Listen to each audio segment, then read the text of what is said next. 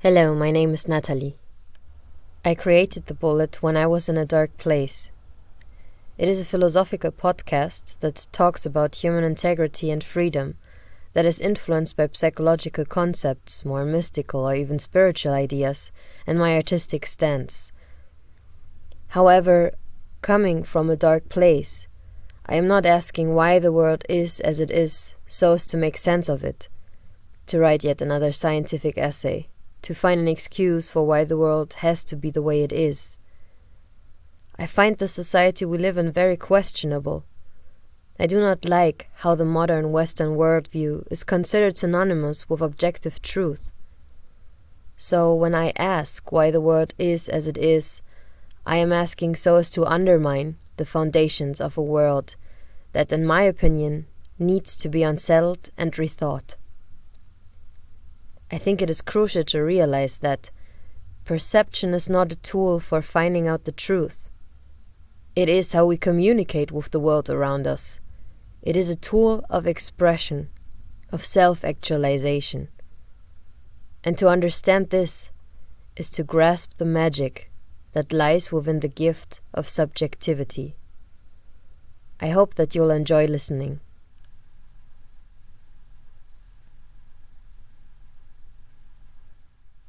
You sit in a boat that glides through the fairly uneasy waters of a deep, mysterious ocean. Above your head, darkness and uncomfortable silence. And below, uncertain rumbling and even more darkness. Riveted to your seat, nowhere to go, obviously, you wait. You endure a weight that creeps underneath your skin, making you want to burst. Legs heavy but itching. You turn on the switch of your flashlight and search the waters in front of you for any sign that there might be land ahead of you. And there you see it. The first dark silhouettes of what could be an island. As you slowly get closer, your flashlight touches and illuminates a sign. It takes you some time to recognize what is written there. Big, squiggly letters that read, "Welcome to But That Doesn't Count Land." Your stomach cramps. You sweat heavily as you read the sign over and over again. The itching of your legs now spreads throughout your whole body, and before you can even understand what happened, you find yourself jumping out of your boat, swimming and then running towards the island like a maniac. Cut. You sit in a bar. People are screaming and laughing. Your shirt is all wet. Someone must have spilled their drink over you. Well, I guess you've had enough, no? You stare at the big wet teeth of the person that's talking as they reflect the blinking lights that surround you. Pokes your eye, it hurts. Someone touches your leg. You turn around. "I love you." You try to see their face. "Who are you?" Cut. "And this is why I didn't end up buying it," you say and slam the door of the cab. Your shoes are glossy leather, very fancy. "Oh, shut up!" The other person leans in close so as to light your cigarette. "How was the funeral?" Cut. "I didn't! What the fuck?" Your hands are sweaty, your face is sweaty, the phone on your face is hot. "Are you still there?" Cut. "Do you mind if I use your towel?" Creaking on the wooden floor. You wake up from the sound of an ambulance passing by. "Shh, it's all right." You turn around. The bed is empty. Cut. Above you are a lot of crying faces. You hear them whimpering. Black dresses. Someone throws dirt at your face. You realize you're sinking. They're letting you down. No, what's happening? Where am I? What is this? Who are you? Who are you? And the end credits roll as you knock at the screen as if it was a door. Names of people you don't know projected onto the back of your hurting head. Welcome to this very first episode. I'm very nervous, but also excited to have you here since you seem to be listening. And I hope you will enjoy this episode. I'm glad to have you here with me in this. And yeah. What you just heard was a little introduction into the topic, which is going to be the junk pleasures and tortures of But That Doesn't Count land. So, I want to jump right in and start by describing to you a little bit where I'm coming from with this topic, why I chose it, and what it means to me. The last week I have been thinking a lot about addiction and how addictions work for me in my life. Now, just to be clear, when I talk about addiction, I'm referring to a very specific state of mind, state of being and feeling, rather than a medical diagnosis, if you will. So I've never been to a rehab. I have never received any kind of addiction treatment, just to make that clear. But the reason why I have been thinking about this topic a lot lately is because I have very strongly and consciously been experiencing how my brain can switch from a more normal, relaxed, real-time mode, if you will, to a completely insane time-lapse mode, where I feel like I'm losing control over my thoughts, feelings, needs. And so that last mode I mentioned, the completely insane time-lapse mode, that is what I'm referring to when I talk about addiction and or addictive behavior in this episode. Now, being able to experience those switches in my brain with a different awareness, that gave me a lot of new insights and ideas about where my quote-unquote addictions might come from, why or how they are in a way necessary for me, what they're doing for me, and also, and this is probably the most exciting part, how I could potentially release and let go of them.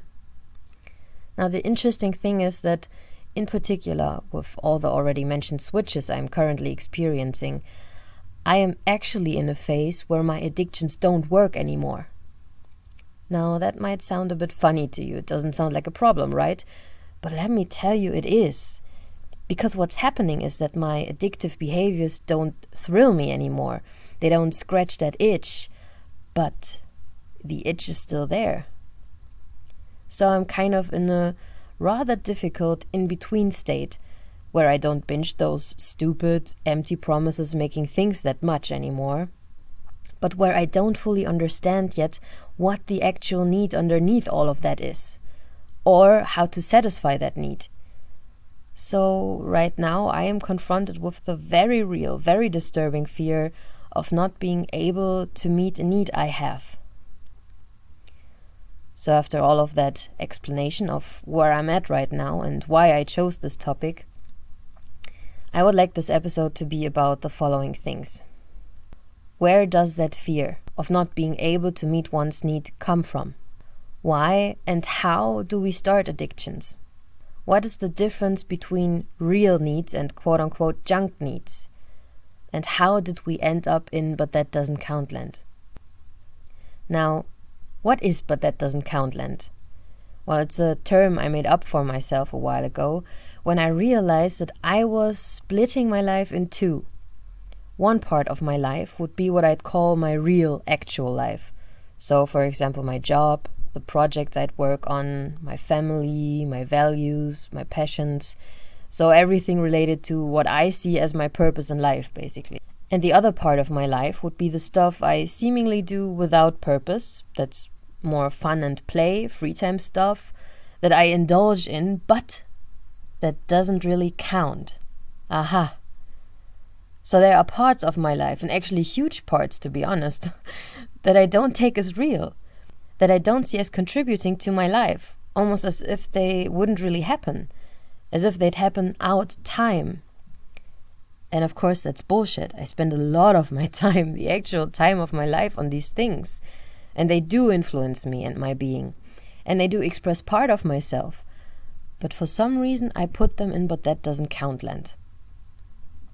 Why would I do that? What is the appeal of But That Doesn't Count land? Well, But That Doesn't Count land is all about release. You can imagine it as Pleasure Island in Pinocchio, in case you're familiar with that story.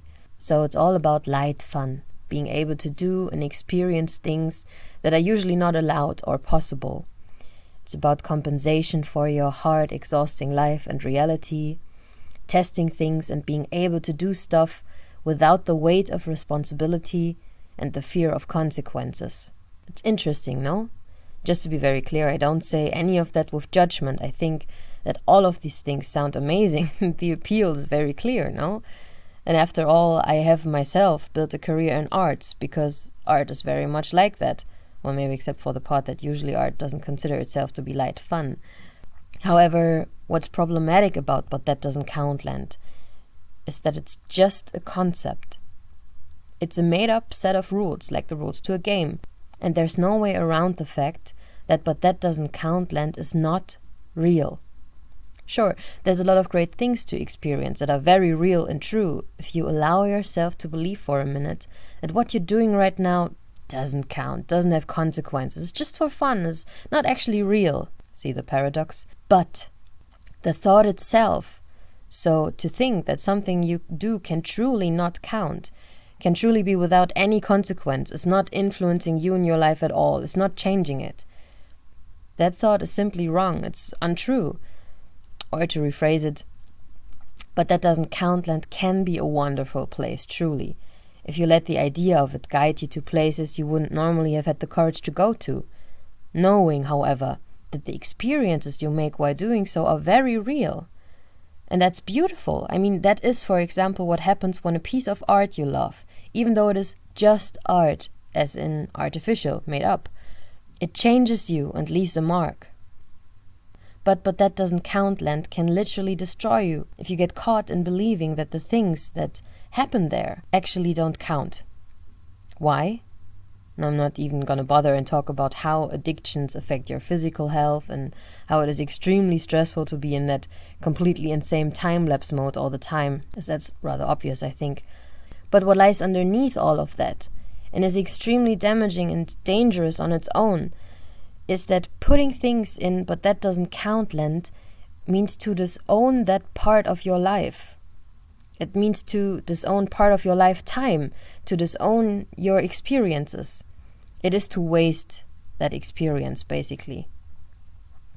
And again, not the activity itself is wasteful, but the fact that you don't take it as real, that you pretend that it doesn't matter, that it doesn't affect you, that it doesn't have an impact on your life. That is what makes it go to waste. That is how it is a wasteful activity. And hence, the junk pleasures and tortures of But That Doesn't Count Land. But how did we get here? Why would someone want or need to waste themselves in the first place? How could something like that feel necessary? Well, very often in our childhood we experience some sort of trauma related to our needs, our wants, really our personality and its integrity, simply because our survival is at the mercy of our parents. And I would argue that there's only very few parents who never make the mistake of not seeing or understanding and therefore not meeting their child's needs. There's only very few parents who are never triggered by some of their child's personality traits, be it that they're jealous because their child has or is something that they don't have or are. Be it that their child expresses, feels, and does things that they don't allow themselves to express, feel, do. Or be it that the child brings some sort of personality trait that would force the parents to confront some personal trauma they might have, and so on and so on and so on. Point being, almost all of us experience some sort of trauma in childhood that really hurts our integrity as a human individual. And I would in fact even argue that it's especially our biggest gift, so our strongest personality traits, that what could be seen as our richest potential, that gets us into this kind of trouble. Now, imagine your biggest gifts, huge parts of what makes you the person you are, being associated with pain, with bad, shameful, hurtful, maybe even dangerous situations. Now you are in a dilemma, because living out those things, actualizing and realizing those potentials, developing those strengths, will either be impossible or make you feel bad, ashamed, afraid, at risk. So you basically get to choose to either fully suppress those traits and live a life that's not yours, torn apart by the eternal longing for more, or to live the life that's yours, but to constantly be fighting against the resistance of what you've learned is expected from you and supposedly right.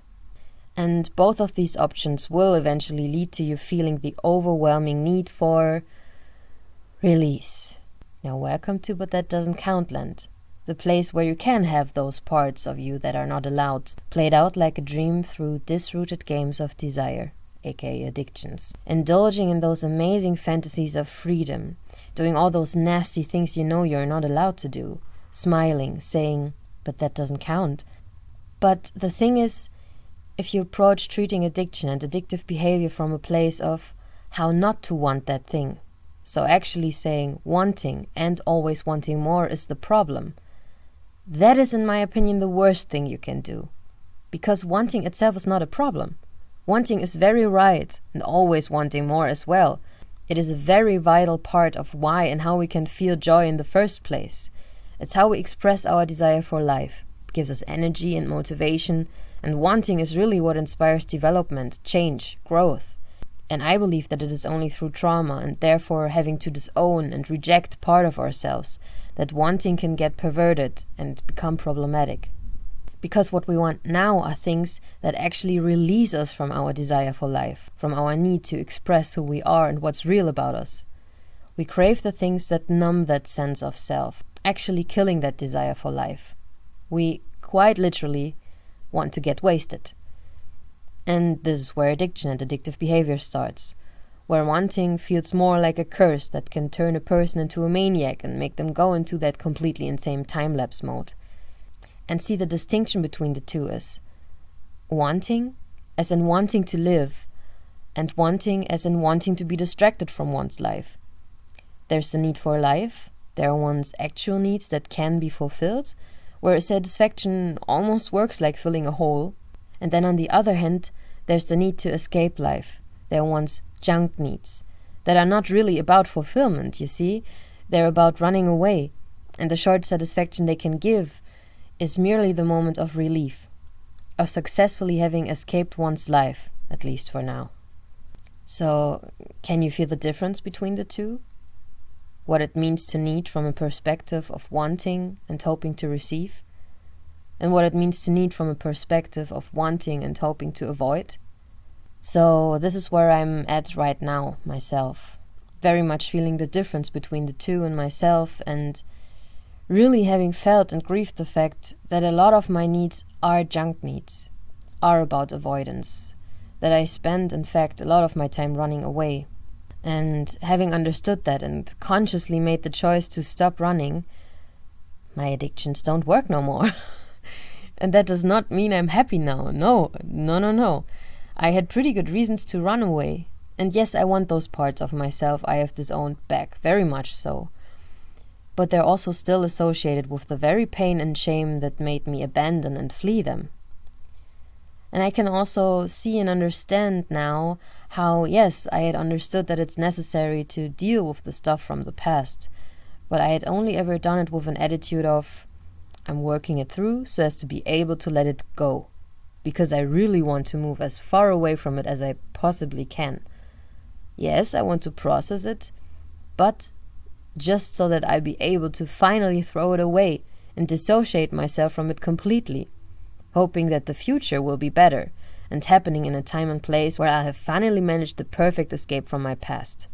So what I thought I had done in the best interest of a brighter future for myself was actually part of a process of throwing away my past, throwing away many years of my life, and therefore throwing away huge parts of the very self I'm trying to build that bright future for. You see my point?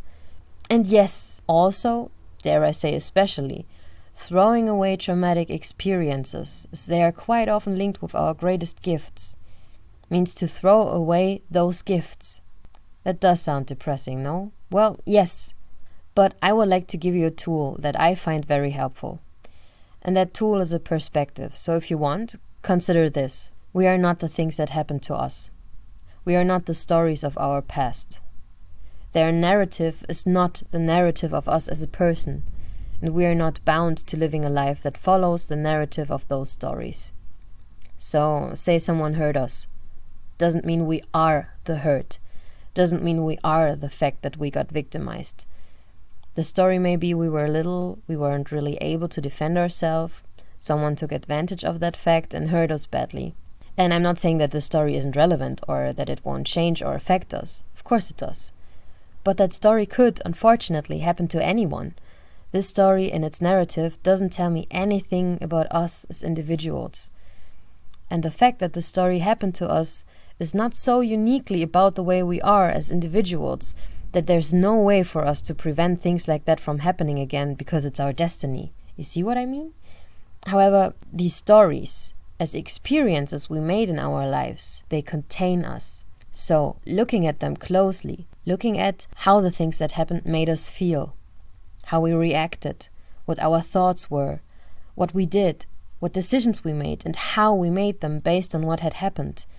To look at it like that might give us the opportunity to grasp what those stories reveal about us as a person that is true and distinctively us, regardless of the narrative of each individual story. So I know it's difficult. I know it's hard to see the beauty in the painful stories of the past. But here's an idea that actually a colleague of mine gave to me. What if our potentials work a bit like a kaleidoscope? So the more shards and fragments are inside the kaleidoscope, the more colorful and beautiful it becomes, the more stimulating and inspiring it is to look at it. And when we break the light, that doesn't mean we're destroying it. It's not like it doesn't work anymore or that it's gone. When we break the light, we can see it actually shining in all its various colors. It reveals what it's made of, if you will. Now, that is not to romanticize hurt or to say that everything bad that happens to a person is eventually for their own good. Hell no. But it is to say that in every experience we make lies potential, and that we will even shine our light in the moments of our biggest hurt and despair. The message being, nothing can prevent us from being and expressing ourselves. The idea that anything or anyone can do that is a very malicious delusion. There's only more pleasurable, direct, open ways of being and expressing oneself, yes, and there's less pleasurable, direct, and open ways. And no, the more pleasurable stories of our lives are not more true. They don't reveal more of ourselves. The painful stories are just as true, reveal just as much of ourselves. They're just also much harder to stand. And again, that doesn't mean we gotta love and approve of what happened in those stories. But we gotta love and approve of the person we were in those stories. And no, that person is not a different person than who we are today. We didn't become who we are today, hopefully living a better life, through rejecting and leaving behind the person we were. Positive change is about rejecting and changing bad circumstances, so that the person we are has more room to unfold and can actually enjoy being. But always the same fucking person, you see? So I would love to encourage you to try and see if you can feel the quality of your wants. Do you feel like you're running? Do you feel that you're possibly in completely insane time-lapse mode? Now, what are your actual needs and wants? Can you feel the difference between your genuine, more raw reactions to things and your running away strategies? Are you coming from a place of, I want, ready for receiving, so to say? Or are you coming from a place of, I want to avoid, ready to run away? Now, if we let ourselves feel and want again, if we try and own our actual needs, which is very hard, that will bring back the parts of ourselves we lost through trauma. And that is both most beautiful and terrifying thing, because it will make a but that doesn't count life, with all of its but that doesn't count habits, blow up in our faces, and we most likely won't be ready to blissfully embrace the needs and parts of us that came back just yet. I mean, we had good reasons to feel like our needs can't be met, or that we get punished for them. So I guess what I'm suggesting to you works a bit like that Columbus quote. One does not discover new lands without consenting to lose sight of the shore for a very long time. But why I am suggesting it, anyhow, is because in my opinion it is very much worth it to go through that darkness, because it holds the opportunity of being able to own yourself again, to truly feel your needs and experience actual satisfaction, to feel connected to life in that way, to others, to ourselves, and to not feel like we're wasting our time anymore. And there's also a lot of beauty and wonder in the process, because trauma puts us in the painful situation of having to abandon part of ourselves in order to not be and feel threatened. And obviously, having to do that is one of the saddest things that can happen in a human's life. But through time, and this is where there's magic in this physical time-space reality we live in, we can potentially find a way back to that part of ourselves we had to leave behind. And we can actually save it. We can save ourselves and feel whole again. And this reunion is one of the most rewarding and beautiful things that can happen in a human's life. It actually feels like rising from the dead and coming back to life. So please, if you dare, I'd say you go and knock yourself out and try to say that ocean like there's no tomorrow. And now, thank you for listening. And this week's song recommendation is the song Hurt by 9 Inch Nails. If you enjoyed listening to this podcast and would like to support it, please check out my Patreon page. That is patreon.com/thebulletbynatalievent. There you can find all information you might be interested in. And also feel free to leave me a comment or any personal thoughts you might have. They're all appreciated.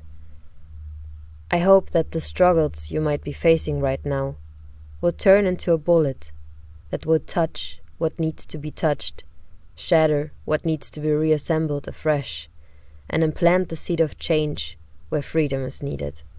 And I hope that you'll have a good week.